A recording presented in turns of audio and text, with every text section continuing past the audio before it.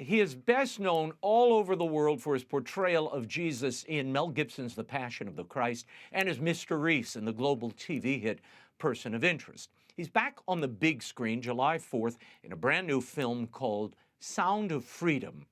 It's a thriller. It's based on the true story of former federal agent Tim Ballard, who embarks on a treacherous mission to rescue children from sex traffickers in South America. I sat down with Jim Caviezel recently in Florida to discuss this groundbreaking film. Take a look at a bit of Sound of Freedom, followed by my exclusive interview with Caviezel. Watch. It is the fastest growing international crime network that the world has ever seen. It has already passed the illegal arms trade, and soon it's going to pass the drug trade. Because you can sell a bag of cocaine one time to a child 5 to 10 times a day. God's children are not for sale. I want to start, Jim, with why Tim Ballard was so intent that you should play him. Tim saw the Count of Monte Cristo, and he saw the Passion of the Christ. And initially, Eduardo and Alejandro felt that I wasn't the, Tim as far as the complete makeup of him. But he goes, no, but what's in his heart is what I want. How did you first become aware of his work? Well, first through my adoption of my children. And I became very aware of the dangers of what goes on around the world, the children. And a lot of the agents I worked with over time had mentioned and talked about trafficking and how really bad this actually is. And then that's how his name came up and how but it was meeting him that I went, okay, we can do something here. You accompanied him on one of these Underground Railroad missions. I tried. What was that like? What did you learn there? I didn't actually get to go because I prepared for it. They flew me into Salt Lake many times as I was preparing, and I was with one of their key snipers. They brought me into they have a simulated room where, like police officers use in military for training. Then we did actual CQC training with live rounds and everything. And then I was in his war room several times, watching the mission and sat through satellite feeds, watched what they were doing and preparing for what was going to happen. Then I, just write notes down, what are you looking for in this situation, And then when we got ready to go, he goes, you can't go. It's too dangerous. This one's a bad one. They didn't feel comfortable having you along. No, not right. When they could lose their lead, possibly, or wounded going into this one particular mission. Carrie didn't want you, your wife, didn't want you shooting in Colombia, but you did shoot in Colombia. She wanted me to do the film. Yeah, but it not was just shoot going in down Colombia. there. Yeah. Maybe I mean, it's a beautiful San country, Diego don't get me wrong. would have been a better alternative. Right. But you go to Colombia, you all flew in like on a prop plane to get to Cartagena. No, that was more like Santa Marta. Okay. They were Santa Marta, that one. But then we went into the Medellin area. And then that was kind of, and what did you hairy. see there? This was a very different, this was actually an area held by the cartel. So when they're coming up to you and talking to you, Alejandro noticed it first. Normally when the guys are coming up and trying to sell you something, they'll say, do you want cigarillos and whatnot? And they'll say, do you want mujeres, women? This is the first time they were like, do you want mujeres? And then they go, do you want niños, little boys, little girls?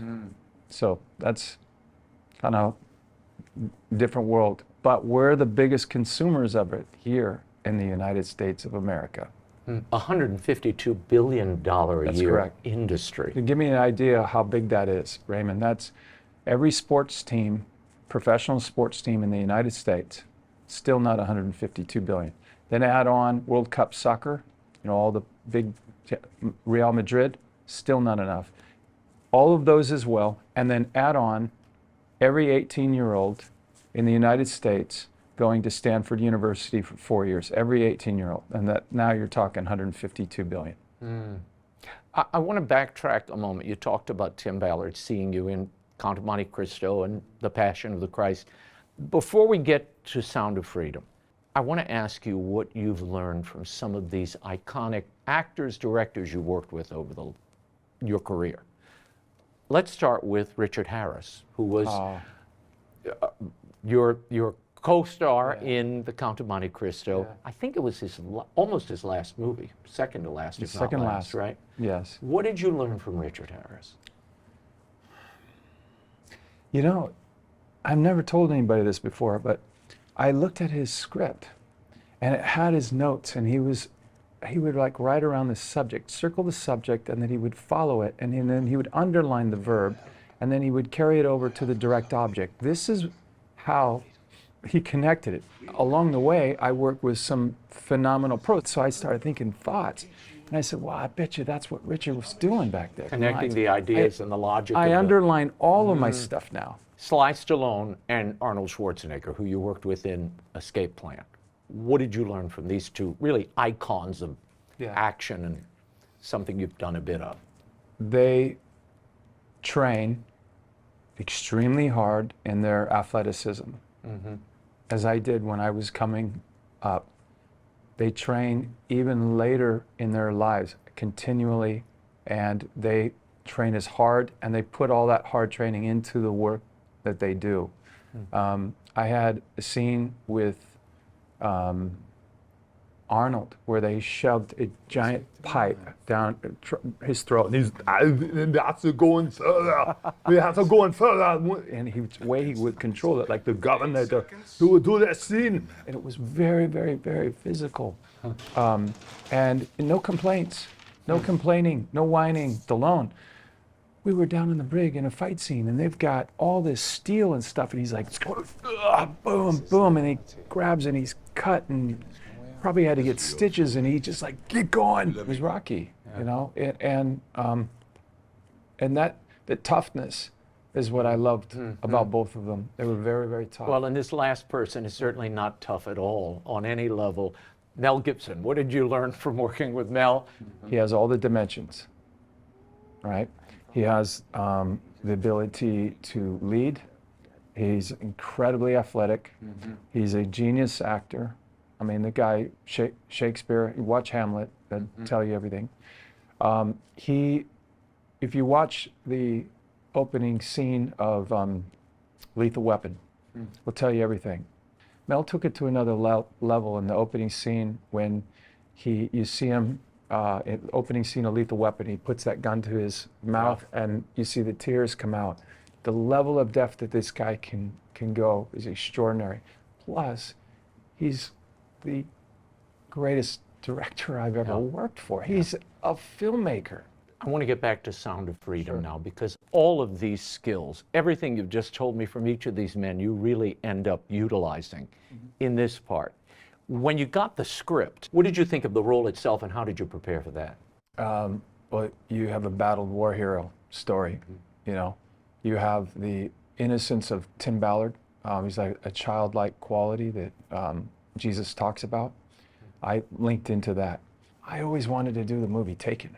When I saw that, I said, God, I wish I was available when that happened, or it was a brilliant film. Yeah. Well, this was a Taken with a much bigger heart, much, much bigger. And you know, you and I talked about it. I think what people get turned off by is they hear all these stories about the trafficking of it, and but you learn something about it. Yeah. So a mother and father should be able to protect their kids. They should want to protect their kids. And people don't realize 100,000 children are abducted and trafficked in the United States. Forget other countries. That's just in the United States. 300,000. That high. 300,000 are abducted or lured into the sex trade a year. Ms. Rojas, she, on April 26, she was giving sworn testimony right in front of the House Committee. Right. And she admitted sworn testimony that 85,000 children have gone missing that have crossed the border. So it's hitting, it's not a funny thing, this what's going on right now where we have open borders. Why are you letting these kids be taken like this. And they've disappeared. 85,000 children disappeared. That's almost the entire Rose Bowl stadium. Yeah, and these are the children that were taken into U.S. custody, released into the mainland, and then the government does not know their whereabouts. That's correct. In the movie, we see Tim Ballard. He rescues a boy, and this boy's sister is still being held and used. She is in the possession of a cartel and the boss of that cartel. Lane 6.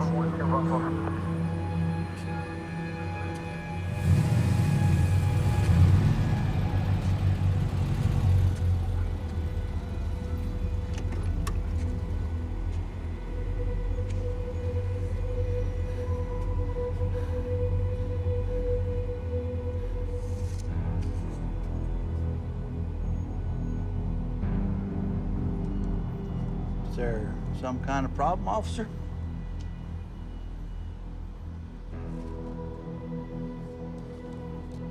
Oh yeah, that's a old picture. You know how kids are these days. They just grow up so fast.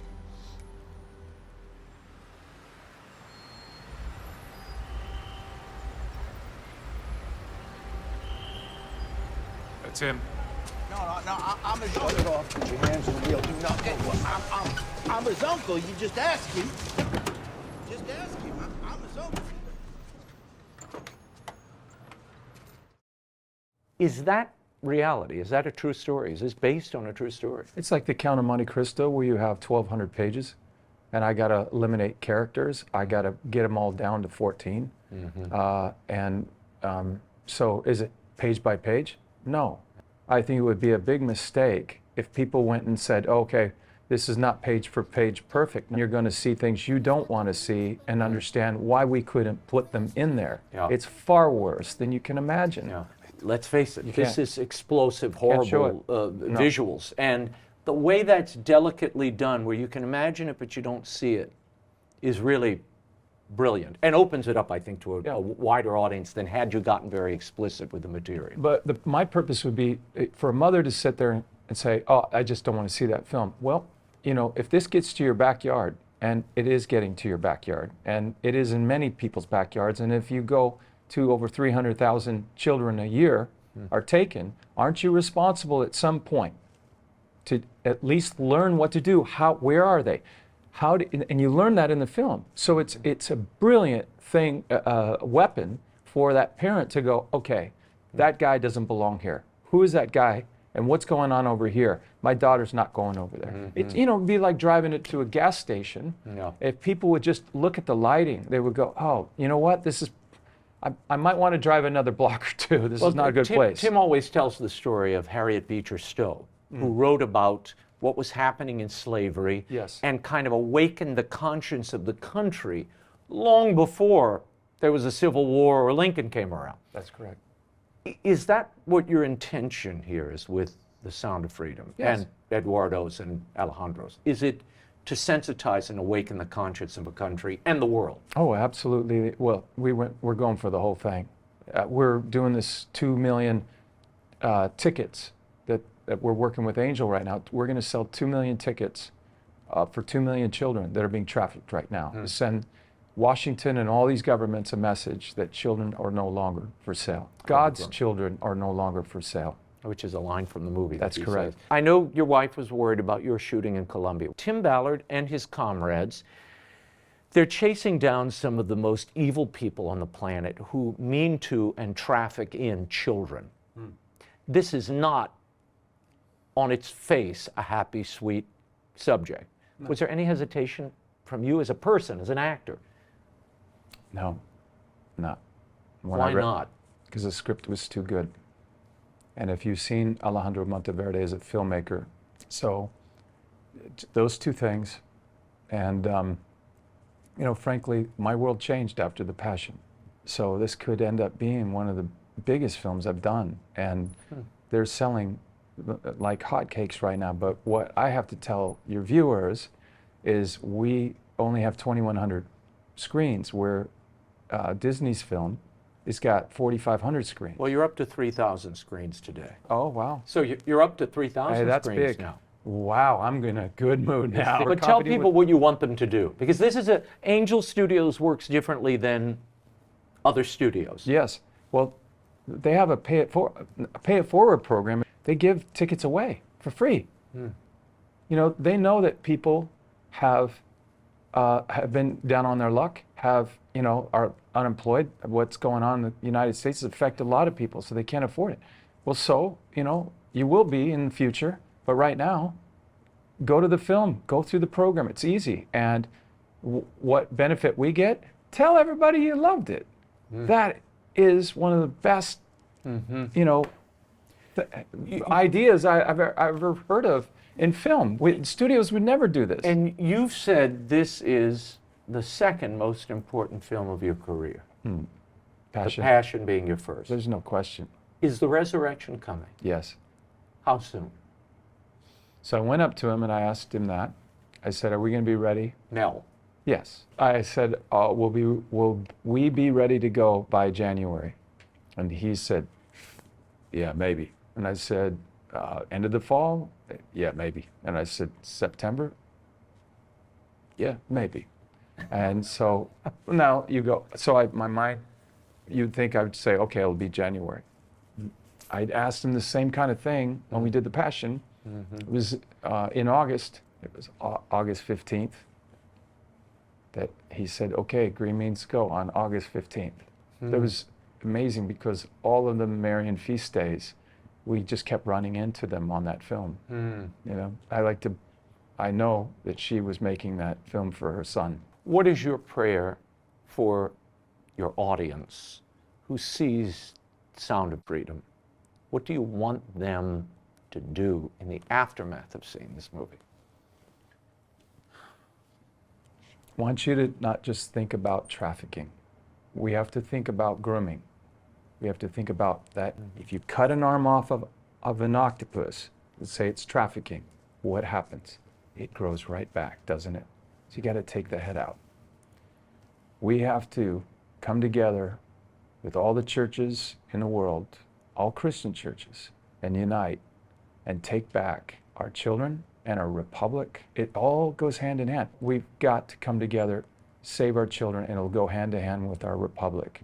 And we got to get rid of pornography.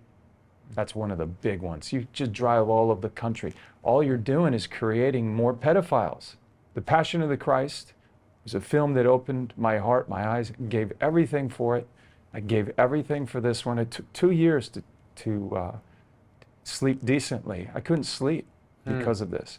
And so what I'm excited about is that finally the world is going to start moving in that direction. Is there a sequel plan? There's a script already.